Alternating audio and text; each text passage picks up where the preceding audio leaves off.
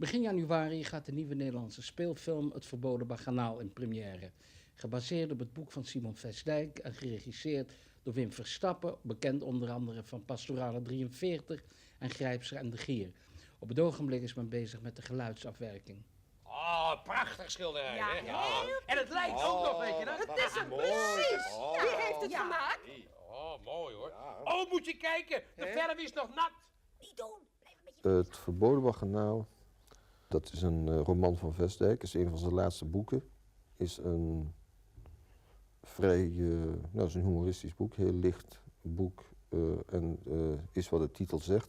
Mijn privémening is dat behalve bij de streekromanschrijvers en bij de niet zo hoog geachte romanciers in Nederland, dus de literatoren kunnen geen roman schrijven. Ze kunnen een aantal dingen heel goed, maar een roman schrijven met plots en karakters, dat kunnen ze niet. En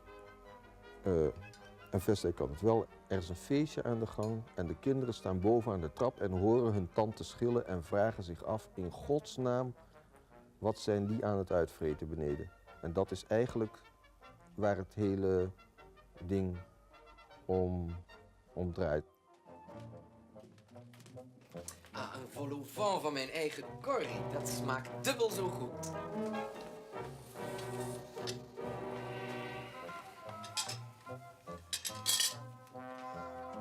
Mag ik?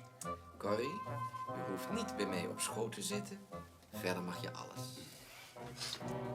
Zeg, kennen jullie die mop van die vent die ergens op een diner alsmaar onder de tafel duikt? Nou, op laatst zeggen de gasten tegen Nou, op het laatst zeggen de gasten tegen hem: man, wat doe je nou? Ben je soms een oester verloren? Zeg je, nee, ik zoek naar de oester van je vrouw.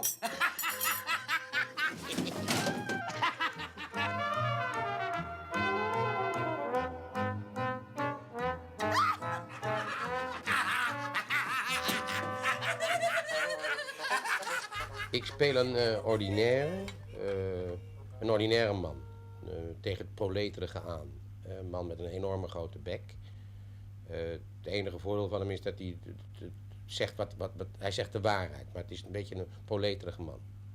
Maar wat gebeurt er precies? Het is dus een baganaal. Hè? Men heeft een etentje en men verheugt zich daarop. En het is een burgerlijk baganaal. Hè? Het is een decadent burgerstelletje. Hè? En men suggereert veel dingen. Het is de kontenknijperij eigenlijk, hè, van de bourgeoisie.